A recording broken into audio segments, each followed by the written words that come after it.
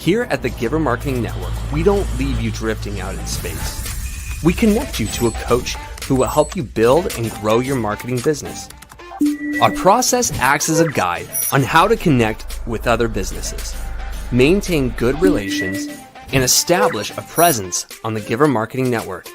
Each member within this collaborative group will have the opportunity to leverage your talent and influence, a true network effect.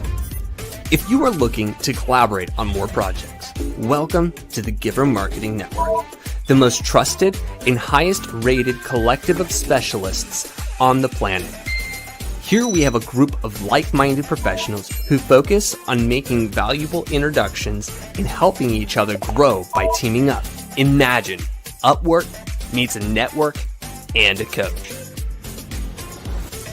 The talent collectively includes services like visibility and SEO, creating logos, designing websites, managing social media, outreach messaging, visual storytelling, and much more. Think of what you could do with laser-focused allies strengthening your business while offering your talents to the entire network. Click near this video for more information.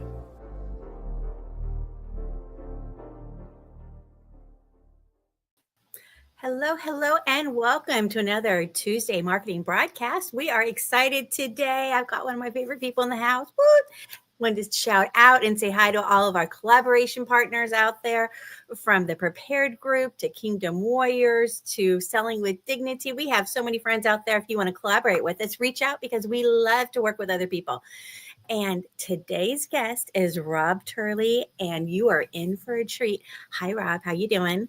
Fantastic. Yourself, Christine? I am so excited. You have no idea. Oh, I'm glad you're excited. I am. You always bring it. I'm just saying, there's technology topics out there. There's topics that are in depth. You don't just float on the surface. You deep dive and you actually leave us with something that's really valuable. And today I know is going to be one of the days. Yeah, well, I really simplified it for everybody today. So I fail to do that sometimes, where I think it's simple, then it's not, because what I do is probably one of the most complicated jobs. But I think I nailed it. Well, and if nothing else, you can go back and watch the replay again. Anything that you missed the first time around, take notes. So get your paper, get your pen out, whatever it is you need to do to take some notes and follow along, because Rob is in the house. Now, Rob. Well, they can also follow up with me too if they have questions. So that absolutely, we're all going to make sure you stick around, because we're going to give you the link so you can make an appointment with him, because you're going to want to talk to him after this. Promise. And the appointment's free, by the way. It's not. Yeah. Total bonus. I love it. So, Rob, you have RevOps Hitman. Okay. So what is that all about? How did you become a RevOps Hitman? Well, so it wasn't my choice. It was actually the chief editor of a magazine. I submitted an article around RevOps in its early days, because I was one of the first few to have existed. And they wanted me to write an article, so I did. And she said, the chief editor said, the title's too technical and boring. No one's going to read it. I went, okay, well, I'll change it. And then she said, well, it's too late. I already changed it and it's published. And I went, well, what is it? She said, The Confessions of a RevOps Hitman. Let me tell you what, readership was extremely high and it worked, but then the name stuck. So I built a brand around it. I actually don't like it, but your branding is not for you. It's for everybody else. Okay, I'll buy that. So the RevOps Hitman was born at that point. Yeah, I couldn't shake it off. It stuck. I love that. Well, I mean, that's an unusual story, right? Most people love their brand. You're like, nope, I kind of got stuck with it. That's okay. Well, people really like it. It brings them joy. They think it's interesting. They always think it's really cool. So, it's up to them. I don't like it per se, but I don't have to like it. Well, so you mentioned RevOps. Now, for those that are unfamiliar with the term, what is RevOps? RevOps is just a contraction of a phrase, revenue operations. Revenue operations, by definition, and there's a lot of false definitions out there. Actually, the closest enterprise to have gotten it right, which is shocking, is HubSpot, because they don't really practice RevOps in their company. But at the same time, my definition is that it is the conjoining and de-siloing of a company. So you know how companies are built into divisions, and by definition, they're quite literally divided. where the most common circumstance you see is that the sales team is pointing fingers at the marketing team saying, oh, they're bringing in crap leads and we can't work with these. And then the marketing team is pointing fingers at the sales team saying, oh, well, they can't close anything. And it's this endless battle to the death. So it's about de-siloing and having it becoming a data-enabled, data-actionable, conjoined process across all divisions to de-silo the whole company so that you could drive revenue. So I work with cross-divisionally with anything that has to do with revenue generation or revenue generation adjacent. So that would include sales, marketing, customer success, customer support, product and engineering, service delivery, if applicable, procurement, so on and so forth. But I need to know how to speak all of those languages, and I'm often a bridge between those different divisions in the company. So it's endless. So you have to get them to get along with each other. Is that possible? Oh, yeah. The worst is when you have to try to get the engineers to actually talk to the CS team because they actually have the answers of what they need to innovate next, but they're married to their code, and they are married to their the whole workflow that they have set up, the timeline that they have set up. We're going to be releasing this, and this. But if the customer doesn't want it, they don't want it. And if you keep releasing pieces of an application that are going to be unutilized, it becomes harder and harder to sell. So top of the funnel issues occur, even if they don't change the pricing, is that people don't want to pay for half of a product they don't need. So they'll go to a competitor simply because they don't want to buy a bunch of crap they don't want. But before those releases, they were buying it all day. So it's a whole psychological thing, and it's about misfortune and miscalculation around innovation, right? So it gets very interesting. So root causal analysis, which is an engineering term, I converted that to operations. So it's understanding where the root problem is. Because tell me where it hurts. Those are the symptoms. Oh, top of the funnel's an issue. Retention's an issue. But you're going to find about 90% of the time, that's not the cause. And this is why you want a RevOps Hitman. Yeah, well, I got the nickname. To be honest with you, I got the nickname because I'm known to be ruthless. And I think there's times in your business where you really do need somebody on the outside coming in with a fresh eye to come in and be that ruthless eye for you. So I love it, Rob. Well, so is this what you've always done, or what's your background? How did you get to here? Well, my background makes no sense at all. It goes in every single direction. But I'm a nonlinear thinker, so dots don't have to connect for them to connect. I can see where they do. But the birth of RevOps essentially was when I had an AI company before this for about half a decade. And this was, you're talking 8 years ago, creating one of the first and most powerful predictive analytics technologies to this day, where no one has replicated it yet. But companies weren't ready for it yet. Their data was terrible. It was an absolute mess. Normalization was just becoming a thing. So having to come in, and they also were not ready for it operationally, where we actually had high turnover of clients because it worked too well. Is that predictive analytics for sales, being able to know who's going to buy from you and who you can build relationships with before you ever meet them, and being able to know who to reach out to is an incredible thing. But then once they bring in enough clients, their tech stack, their tooling, their operations cannot handle the load.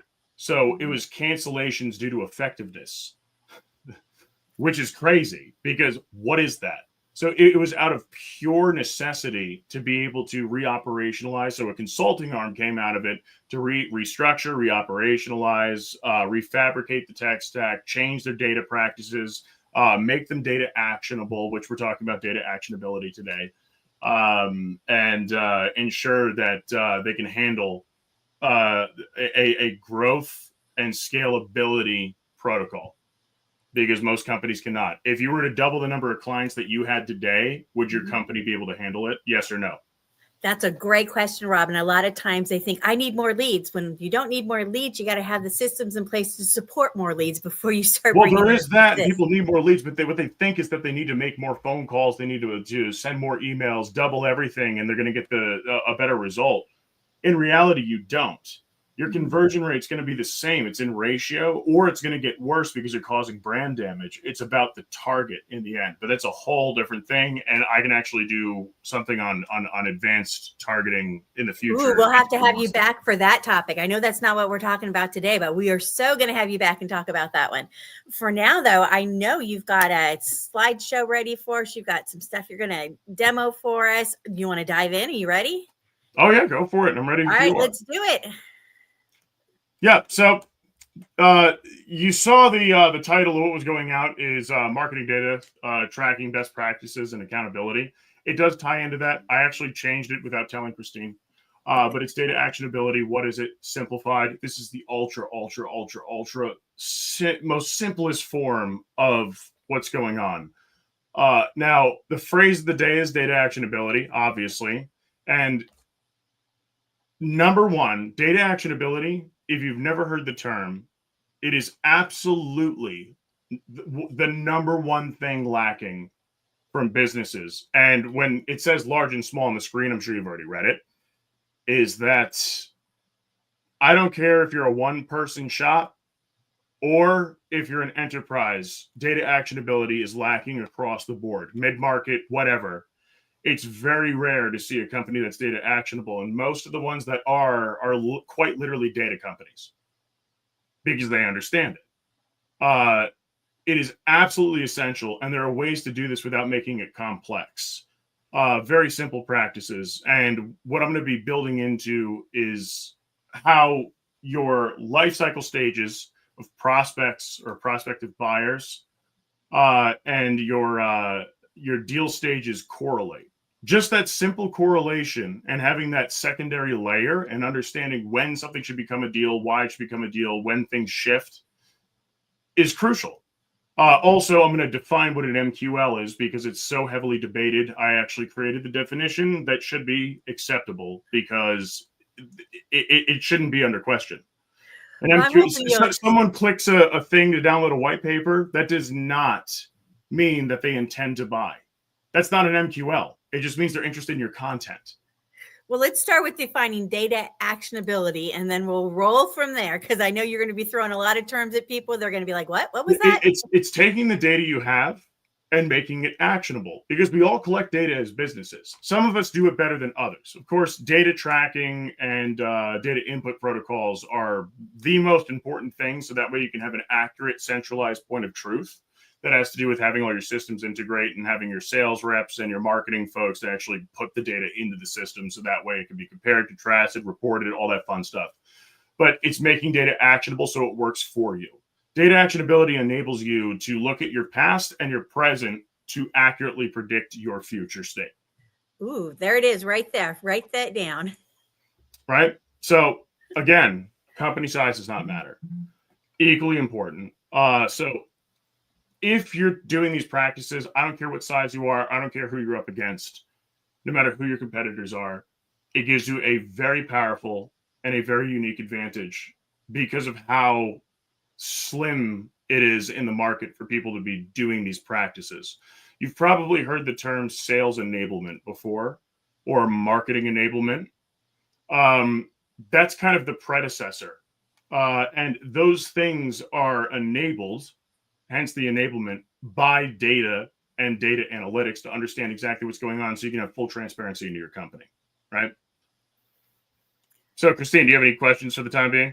So far, as everybody following us, remember, drop questions in the comments in the chat, and we can always bring those questions on screen so Rob can answer them for you. So if we get lost anywhere, ask those questions. Yep, I am not afraid of answering. So, starting small is the whole point of this. If you really want to make it somewhere as quickly as possible, which I see so many companies fail to do this. And one of the companies I worked with, which I will not name due to NDA, 20,000 employees, okay? A sales team of 575. Did not have definitions for the life cycle stages, and they did not have a proper deal pipeline, and they did not correlate.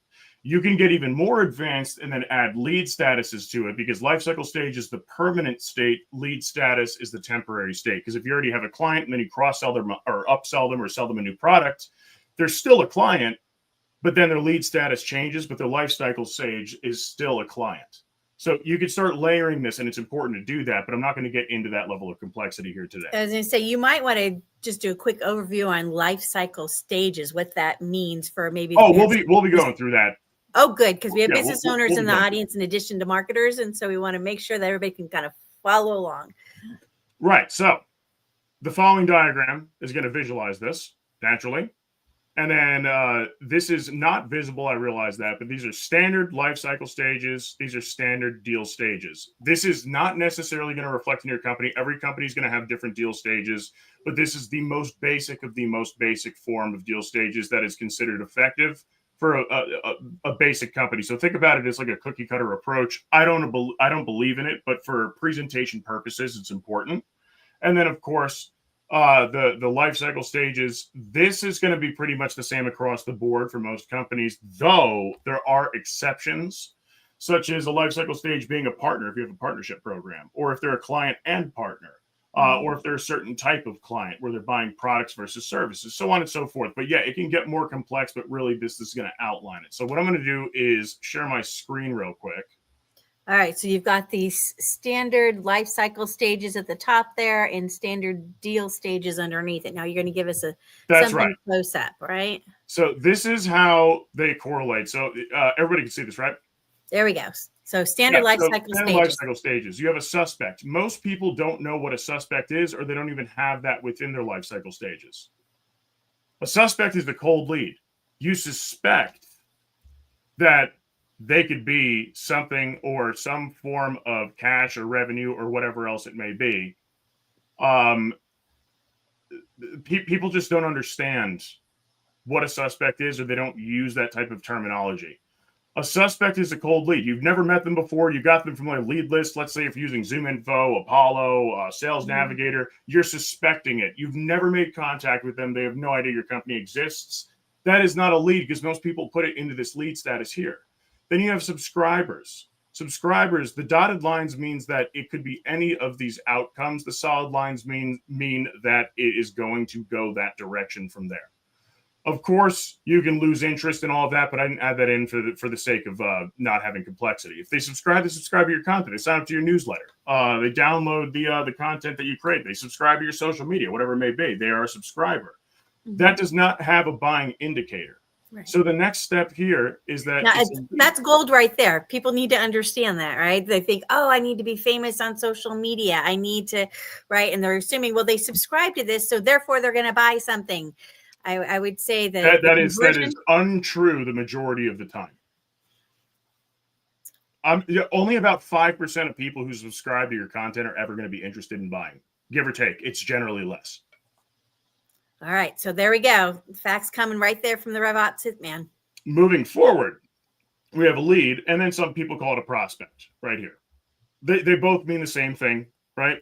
Lead and a prospect are the exact same thing. It just depends on what your terminology is. And then you have your marketing qualified leads, which can come from a cold lead. You start marketing to them, then they become an MQL. And we're going to go over what the definition of an MQL is. But then a lead or a prospect can become a marketing qualified lead. It's unlikely, but they're generally going to skip over to a qualified lead. Now, if they're a suspect, you can always have a salesperson reach out to them, like a BDR or an SDR, and they can become a qualified lead if the meeting goes really well, where they don't become a lead, they become a qualified lead because the intro meeting turns into a discovery and you have the right decision maker in the room. Does this all make sense so far? Woo, okay, well, I mean, you may have to hit that one more time. That was really quick. So to become a qualified lead, so first I want to go over the difference between qualified lead and sales qualified lead. Okay. A qualified lead means that they have the means, they have the need, and they fit your ICP. And you can confirm that through actual human interaction. You have spoken to them in some sort of way, you have made contact, and they have indicated that they need your product, service, or solution, period. Does not mean that you have not gotten budget approval or know what their budget is. You don't know what their timeline is. None of it. It's called this is called the active looking stage. if you're talking about buying stages. But to go back to what I was talking about is that they could be a cold lead. A sales rep reaches out, and then they can either become a lead or a prospect, meaning that, yeah, they have some form of interest, but no qualifiers. You don't know yet. So let's say if a BDR reaches out, they're going to pass it to the AE or the account executive, and then they'll become a qualified lead after that. It skips the marketing side, but it could be that the AE doesn't get to it yet. And then they become a marketing qualified lead because they subscribe to your marketing, so on and so forth. But they can become a qualified lead from there. Are you catching with me now? I'm catching on to you. Now let's take this and can we put this in a real life example? Do you want a product-based or a service-based company? Do you want B2B or B2C? I love the way you think, Rob. Let's do a service-based company, B2B. So service-based B2B, which industry? Oh, now, marketing, because we're talking about marketing. Okay, marketing agencies. I work with them all the time. Great. So let's say you just got a lead list from Apollo or ZoomInfo or Cognism or whatever the hell you use. They're all pretty similar. Now, you have one of your sales reps reach out to them. The sales rep was incredibly effective. So following this line on the left here, this right here, and over, that right there is an indicator. So that right there indicates that it's going to move across down to the qualified lead here. They had a really good conversation, or an SDR reaches out, one of your sales development representatives, and they become a prospect or a lead, but they're not qualified to any level. You spoke to somebody who is not a decision maker. It's just like maybe an influencer, right? And they're saying, oh, I'm going to bring this up to my boss. I want to introduce you. That's what this part is. If they subscribe to your content, great, on their own. But then you also have, if they're a suspect or a cold lead, you start a marketing campaign toward them and they become a marketing qualified lead. We're going to talk about the definition is there. And then if they're a fit, they're going to move on to here. Again, I didn't put any disqualification in here, right, to simplify this. But does that make sense? And then once they're into your marketing, a marketing qualified lead, when we talk about the definition, is going to make more sense. And then they become a qualified lead. Most people skip this. They go straight to sales qualified lead and it becomes pipe. It's just not correct. Most people at this stage are going to go down to, oh, they're in discovery, add it to create a deal. That deal is garbage. Period. Until they become a sales qualified lead, they should not become a deal. So many people misutilize what the life cycle stage of a person is to get into a deal. That's why your pipeline looks so fat, but nothing closes, because it should have never been a deal in the first place. So until you get to the sales qualified lead part, which a sales qualified lead means that they have the means, the timing is right, they have the proper budget, and you have at least one decision maker bought in. Okay. Well, that's a lot, right? When you think about it, like you said, they're quick to move them saying, oh, they're a qualified lead, but they may not be yet. So you're starting down that. That's why a qualified lead means they're qualified, but it doesn't necessarily mean they're going to buy now. It's passive looking. Sales qualified lead is active looking. Wow. All right. Make some notes. Are you putting people into your deal pipeline too soon? Now, a sales qualified lead goes to an opportunity, but a deal, most people consider opportunities. But if they're still in discovery, because the discovery process takes time sometimes, if the successful intro call is executed, they're in discovery, and then you also have this level of status, you're going to have the first deal stage in discovery, pretty standard. Then you need to get decision maker buy-in or buyer party buy-in, so multiple decision makers. So when it goes from here to here, it actually passes back to, this is when it actually becomes an opportunity at that point. It's still a sales qualified lead when it enters your pipeline at the appropriate time, but then it becomes an opportunity. From the opportunity, it's then going to pass to goals and expectation setting. The reason why there's the ors down here is this passes over to, it could be a closed loss deal at any given time, and that could be due to disqualification or whatever else, right?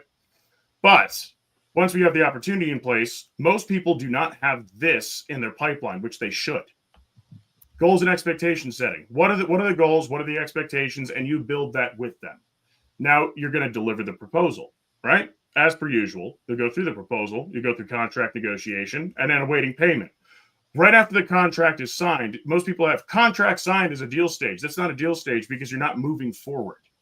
It's a static point. That's a status. It is not a deal stage. So contract negotiation is a deal stage. Once it's signed, period, end of story. That's not a deal stage. You're now awaiting payment. Until you're paid, until money hits your bank account, you do not have a closed won deal, period.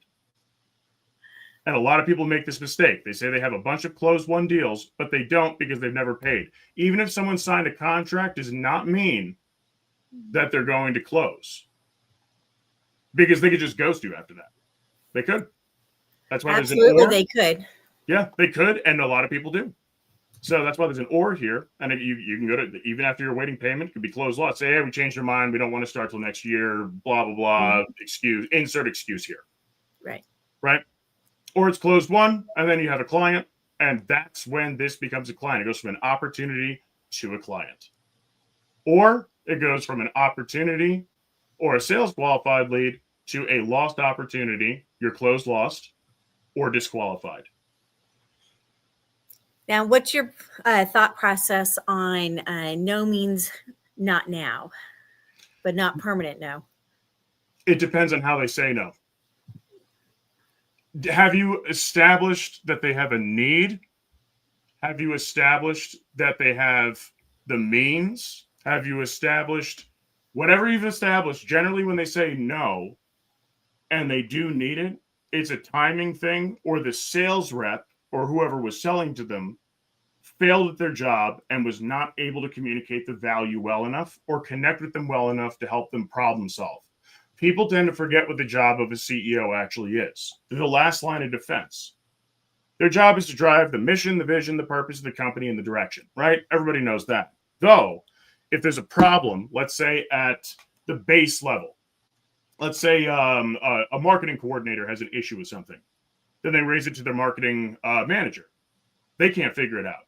Then it goes up from the marketing manager to the marketing director. Let's say you actually have this many layers. I'm just going to give you all the layers, but a lot of companies don't have that. If the director can't figure it out, it goes up to the chief marketing officer or the VP of marketing. And if they can't figure it out, then it goes to the CEO. So it goes all the way up to the C-suite, then passes over to the CEO. Now, the CEO is the end problem solver. If they can't do it in-house, they have to outsource the problem. What they want to talk about is a consultative process on how to solve their problems. And people just try to blind pitch saying, we have this service that's going to grow your company by X, and it's going to do this, it's going to do that. Shut up. No. No. What you need to do is actually talk through it. Make it about them. Your job as a salesperson is not to control the conversation or pitch. Your job is to listen. You cannot listen your way out of a deal, but you can talk your way out of one. Write that down, folks, right there. Consultative sales process, listen to their issues, really field them, and understand if you can solve the problem. If you can't, don't try to sell them. That's a mis-sell, and you're going to have a high drop-off rate. You're going to get bad reviews. You're going to make a bad name for yourself. Teach your salespeople that if it's not a fit. And that's why you should build a partner program as well, because if you can't solve the problem, you better damn well know someone who does. And then in exchange, you can ask for a referral. And then since you helped them and gave them the resources they needed, even though it didn't come from you, chances are they know someone who needs what you have. I always say, if you've got a hammer, everything's a nail, right? So whatever you're trying to sell may not be appropriate in that situation. So like I said, we're about solving problems. It's this beautiful thing that was forgotten to the ages after the smile and dial era of the late 80s, early 90s called buyer safety. Wow, you just threw a lot of information at us. I know we've got your if you can pull the slide deck back up, that'd be great. Pull that back up. So there's just a few things here. The data collected at every stage during each life cycle and deal stage, it evergreens. I know reading the slide is bad practice, but I want to double down on that. Evergreening your CRM is important because let's say one of your sales reps got hit by a bus tomorrow, God forbid. Most CRMs look pretty empty. You have no idea what's going on. Every single conversation, every single element, every single product or service they're interested in, every single note, every single recorded conversation. The next salesperson to take over, the only thing that should be missing as far as what they know about the potential customer, the only thing missing should be the actual personal relationship with the customer, period. If this is done properly and you're tracking the right data and you're structuring everything properly, you know everything about the deal, what they want, what they need, how they need it, which product, which service, everything is already there. It's just picking up where they left off. And that's where data actionability comes into play, is that if all that's tracked, you can start getting really, really keen insights into what's working, what's not working. You can actually start measuring what actions are taken by top performers and be able to train and replicate that across the team, because you know exactly what they're doing, how they're doing it, when they're doing it, the frequency, and everything else that comes in with it. So to get your bottom performers to start becoming top performers, you need to replicate what the top performers are doing, but people can't measure that. Welcome to data actionability. So if you are looking at your sales force and you'd like them to be a little bit more productive, you might need to bring in a RevOps Hitman to come take a look at things for you. Yeah, or if you're selling on your own, like your marketing team is selling, if you're a marketing agency, since we use that, or if you're doing founder-led sales, the same applies. If you don't have these practices and the foundational elements in place, and you just think, oh, we need salespeople, and you just throw them into the water and say sink or swim, they're gonna sink. Mm-hmm. I've seen it happen a million. We need salespeople. We need salespeople. You know, we need startups I've seen gone belly up simply because they thought, let's hire 5 salespeople and then they'll take care of it, and then the company bankrupts in a year. Dozens and dozens and dozens of times I've seen that happen. It's like clockwork. It doesn't freaking work. So instead, they should build the foundational elements, because think about building a house. You can build a house on dirt. You can. And it will be there for a while, but it will start to sink, rot, you'll get bugs, and then it'll eventually collapse after a couple of years. You pour a concrete slab, you build the foundation, you structure it properly, you architect it, it's going to stand for 100, 200 years. Do you want a house that dilapidates in 6 years, or do you want a house that's going to stand for 200 years? That's the simplest way to put it. So using the proper data input and tracking protocols, that is the key. That's the key to success. And then it's actually understanding how your buyer life cycles and deal flows correlate, because just like I showed you in that diagram, because it's really difficult. That's like the core center, the chewy center of the Tootsie Pop, right? Understanding your sales process architecture, understanding your marketing process, your marketing operations process architecture is the key. And then being able to combine the two and then have these things correlate so they can actually properly collaborate. Because depending on what their life cycle is, you don't want to send meaningless marketing to someone to try to bring them in as a new lead who's already been speaking to an account executive for the past 2 weeks, and then they receive something saying, hey, are you interested in these services? It literally throws the deal out. They feel offended. Mm-hmm. Because sales and marketing are not working together, and deal flows tied to life cycle stages and lead statuses will literally prevent this from ever happening, because it could put them into a like an opt-out list for certain scenarios or marketing content, sales content, all that stuff. Mm-hmm. Make sense? Absolutely. I know in the flows, a lot of my clients just go high level. And so there's always a spot that if then, right? So if they've already been tagged with this, then don't send them that, right? Yep, that's called a workflow automation. And yes, that is your creme de la creme right there. Now, no matter which CRM you use or any other adjacent technology that you're using with it, it is crucial, absolutely crucial, to have a well-established, layered, and correlated relationships between your buyer lifecycle and deal stages as a baseline minimum, an absolute minimum. This should be structured and defined. Okay, so what's that mean? What? It means that it is the very beginning of data actionability. Everything that we just talked about, as far as that diagram and how it's structured, that is the baseline minimum, entry level, simple form of data actionability. That is the very beginning. It's the genesis. So there's probably a lot of people looking at the structure you had up and going, that is not what my pipeline looks like. That is not what my deal structure looks like, right? They might want to go Well, back. it doesn't have to. Every deal structure is different. You can have 5 stages. You can have the largest one I've ever built. It's a 14-stage pipeline, but a very complex deal because they sold government, right? SAM.gov contracts where they send out RFPs and everything. That's a very long sales cycle. It depends on the complexity of your sale. If you have something more transactional, or if you have like a partner program, and yes, you should have a deal pipeline for partnerships. Yes, it does not generate revenue in the sense where the deals are worth something, but that's usually only about 4 stages. Partnership discovery, and then it's expectation setting between the partners and the relationship building. Then you have the proposal of how you should actually partner with the contract, and then you have either close won or close lost. That's it. Simple, simple, simple. But it depends on what you're selling, how you're selling it. But things that are highly transactional, shorter sales cycles, shorter pipelines, less stages. Things that are more complex, service-based businesses, complex products, B2B products, that's going to be a much longer sales cycle. In B2C, it's usually about 4. So, and then, but beyond that, it's like the impact here, and this is based off statistics that I've actually pulled from my own clients. This is not something that you can find online. Okay. Is that the impact of doing something like this is that you have between a 1.5 to 3x increase in close ratio, a 2.5 to 4x increase in follow-up success rate. You have a 1.5 to 2x increase in future pipeline. And I'm being conservative with this because I do have some outliers where future pipeline actually is increased 16.4x with one of my clients. It's crazy. And then 2 to 3 times stronger relationships with the prospects that you're working with. So it's well worth it. Now, always remember, and I'm going to read this with you. Implementing a unified tech stack, RevOps process, and a sales pipeline architecture while you leverage well-defined data actionability practices will, and absolutely will, enable and support, and this is an important word, sustainable growth and scalability for your organization, no matter the size or the current state.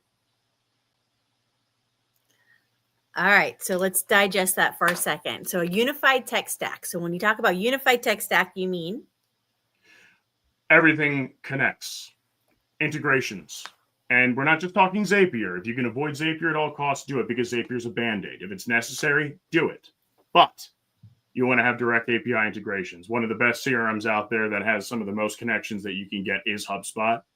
If you're using something more like what did you mention before? Go high level. Yeah, go high level. It's mostly Zapier connections. They have very few direct API connections. But again, it's a marketing company that created that application and they outsourced all the development. So you're not going to have the same level.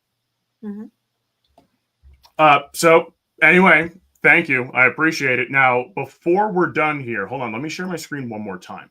And before we go to the Q&A, let me share my screen one more time. Okay. So boom, boom, and boom. I have definitions of every single type of buyer lifecycle stage when it becomes part of pipeline. And then, of course, the deal stages, what happens after the deal, so on and so forth, all defined. But the one that is that has the most conjecture is, and Christina, please tell me when you can read this. Is this large enough? Yeah, almost. Oh, you want to go a little bit bigger? How's that? Yeah, there you go. A marketing qualified lead, or an MQL, is a prospect that has exhibited behavior and or activity that exhibits legitimate interest, key word or key phrase, to try and or buy your product or services. The definition of an MQL is heavily debated, but down to brass tacks, the only reason to consider a lead pre-qualified to any respect, they must have taken an effort to make an inbound request, set up a demo via your website, click through an ad, go all the way through the funnel, or same thing, but through organic marketing content or social media. They must have engaged with your business/product in a way that is likely to generate future revenue. The mistake is to consider a person who is quote unquote interested in your content an MQL. That does not make them an MQL. It makes them a subscriber. That is way further back in the lifecycle stages, if you remember. when in reality, they must have shown measurable buying signals that lead to intent to purchase, which intent cannot be predicted. I had some of the best mathematicians who worked for me in the world when I had my last company try to figure that out. Intent does not exist unless the intended action, which if your intended action is for them to purchase the product, unless they purchase the product, the intent never existed in the first place. Okay? Very weird to think about. It's almost like quantum physics. It is, it isn't, and it's both, and it's neither at the same time. So always remember, interest, this is one of my quotes, interest is not intent. So stop pretending like it is. And that ties into intent data, things like Bombora, all of that. It's garbage. It is not intent data. It was a very smart marketer who came up with that term because intent cannot be measured. It's also based on domain. So the domain of the company or the user in which they are engaging, let's say if they work for Amazon and Amazon's interested in your company magically. Oh my God, it's amazing. We've had 457 visits looking at this page. It's probably just Amazon salespeople researching your company to try to sell to you. More times than not, it's salespeople trying to sell to you. It is behavioral data. That is the actual terminology. What they call intent data is actually behavioral data. Do not fall victim to this trick. It is not intent data. Intent data does not exist. Okay? Right. So you're looking at this behavior and then they're assuming there's an intent behind it, which may or may not be accurate. And you know what they say about assuming? Right. It is not what they say it is. It is not true. And I think this is a really important concept that you bring up, Rob, because I think a lot of people that are in the sales role, whether it's a founder acting as a sales, whether it's the sales team, right, where you cross that threshold from interest to actually becoming like a real lead, a real prospect, right? Just interest doesn't necessarily mean that they want to buy. They just could be curious. They could be, right? They could be curious for researching your company to sell to you. Absolutely. Or they just like your content and they like reading it, or they're learning from it and they have no interest in working with you. They just like your content. I always tell my clients that your ideal client can afford you. If they can't, then they're not your ideal client. Move on. Yeah, or you've outpriced yourself. I do monetization methodologies and optimization as well. And oftentimes startups underprice themselves. About 90% of them do.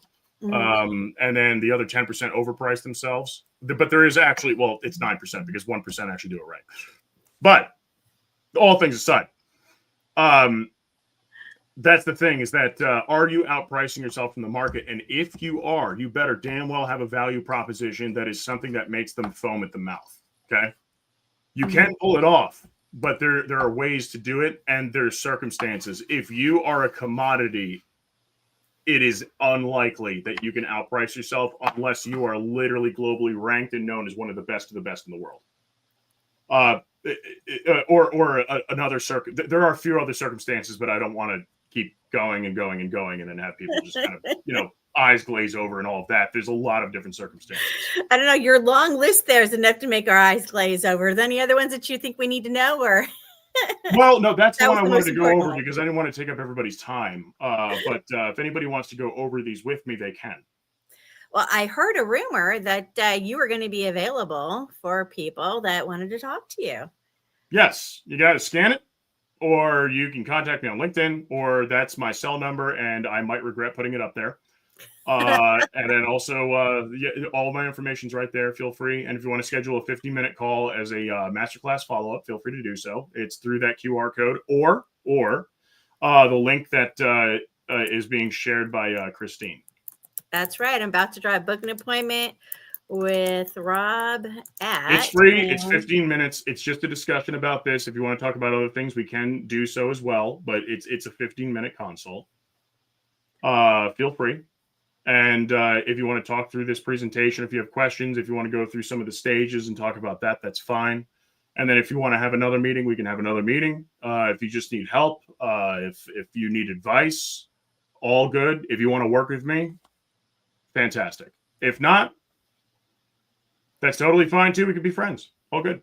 Yeah, take the information and run, right? So, but if you're looking to make some changes in your business and you're thinking, ooh, now I've got a whole different way of looking at what's going on in my business. And I'm starting to see why I'm having some of the problems I'm having. And if you're looking for somebody to give you a hand with that, you definitely want to reach out to Rob. He is obviously really knowing his stuff. So you can always ask him to slow down if you need help. But I think you did a great job today of kind of keeping it at a level that we could keep up with, Rob.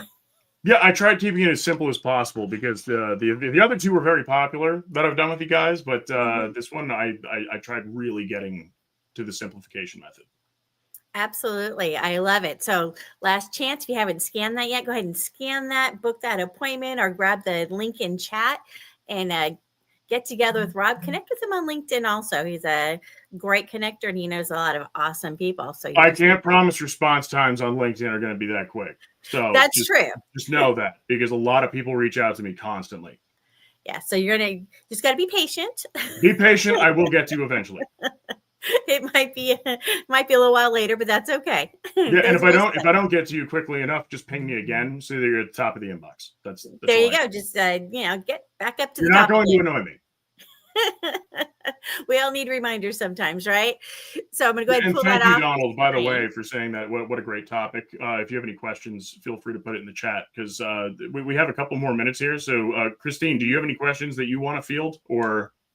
Well, we went through a really nice overview of kind of what that process looks like. And I think a lot of times we have a CRM. We're like, great, I'm going to use it.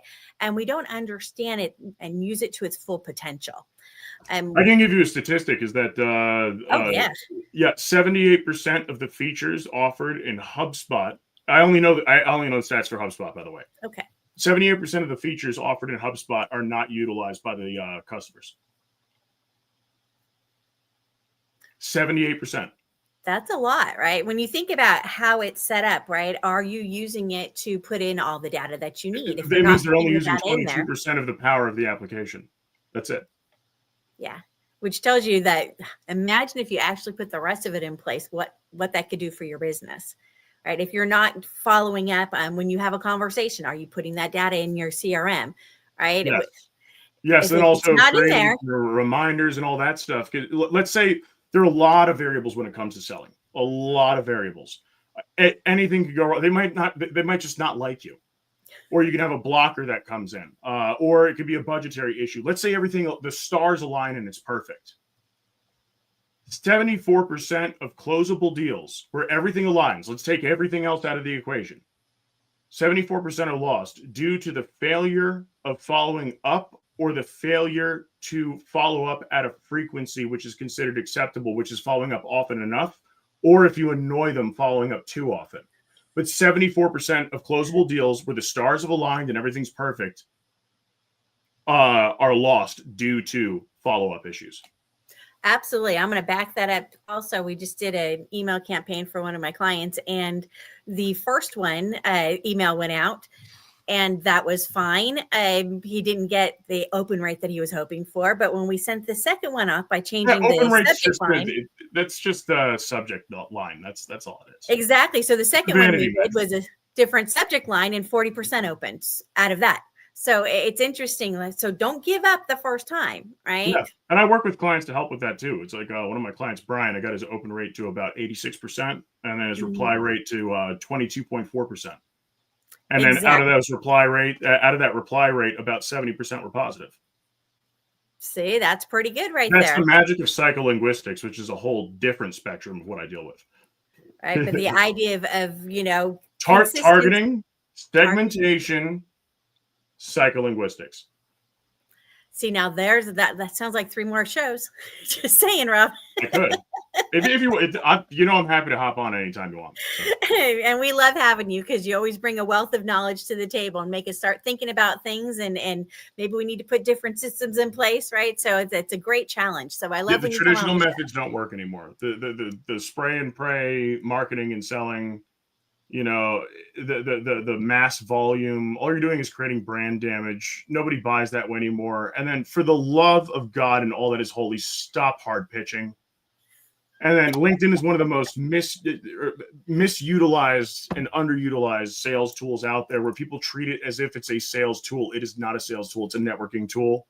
Stop pitching in your connection requests. Stop pitching. If you're not doing that, stop pitching in your first message. Nobody wants to be sold to. Nobody wants that. Great advice right there. They Absolutely. want to network. The goal of LinkedIn is to set up a meeting, and you better damn well set it up with the right people by targeting properly. It's all about how you target and who you connect with, because you can reasonably predict who's a fit before you speak with them, network with them, let them pitch you, and then you can have it become a mutual exchange. Even if they don't buy, they could probably send you referrals, become a partner, whatever else. Your goal, again, whether it's email or whether it's LinkedIn, is to set a meeting, not to make a sale. You're putting the cart in front of the horse. Selling is like dating. Are you going to walk up to a guy or a gal at a bar and just say, hey, you want to come back to my apartment and screw as the first sentence that you speak to them? That's what you're doing. The equivalent. Okay. I was going to use marriage as a, on proposal. Well, in the marriage, first so date, it works but like this. Selling is like dating. And then you have the proposal of, would you like to be boyfriend, girlfriend, whatever your flavor is. Who cares? There's a whole journey in the Then you relationship, have, is of what course, you're the saying. contracting period. That contracting period is saying, let's get engaged. And then you have the engagement together, the project, the engagement. We often call it engagements. And if they renew or they become a lifetime customer, that's the marriage. I love that. See the way that works, right? Because the idea is, a long-term relationship. That's the goal. And I love the way you explain with the approach on LinkedIn. And the number one thing that I help clients with, it seems like every time I turn around, I used AI for this. I'm like, and tell it to stop pitching and tell it to focus on building relationships. Because almost all the content out there, because it's the relevance engine, which people don't understand, like ChatGPT, is that it's going to pull all the most relevant content and it's going to build something and it's going to build a pitch, because everything on the internet, almost everything says pitch, when it's dead. But it's technically the most relevant because the most articles and the most content has been written about pitching. Absolutely. So yeah, if you want to make a change, stop thinking about using AI to write messaging, for the love of God, for sales. Just don't. Just don't. Use it as an ideation engine. And then play with it from AI there. to write sales messaging. It does not work. No, you need and to. I used to own an AI company. I'm pro AI. I literally built one from the ground up and ran it for half a decade. It is not meant for that. No. Tell it to build relationships. That changes it, and it changes the focus. It's a game changer. So if you're finding things are really pitchy, tell it to build relationship, not sales. Yes, and then use that take it with a grain of salt. Mm-hmm. Use it as an ideation engine, is what I'm saying, is that it gives you an idea of what to write, and then you do it yourself. Don't just copy and paste. Don't just change a word here and there. Really put your mind into it, because it's going to do a lot of the preliminary thinking for you to give you that idea, and then you can make it your own, but make it your own. Absolutely. That's the authenticity comes in. Yes, because you come off as disingenuous, and also they make things out there. There are programs that you can use where you can actually take text and then you can dump it in, and they'll say the percentage of which it assumes was written by an AI or a bot.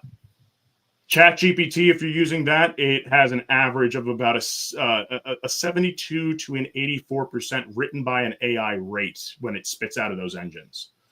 Claude only lands somewhere between 12 to 44%. For content there's another program, I think it's like Humanize It or something. I've got a friend that created that, and it's like changes it up so it's not as body, but I don't know. I'll have to test it and see if run it through the engine to see how much it believes is written. Although people can tell intuitively, it feels unnatural to the reader.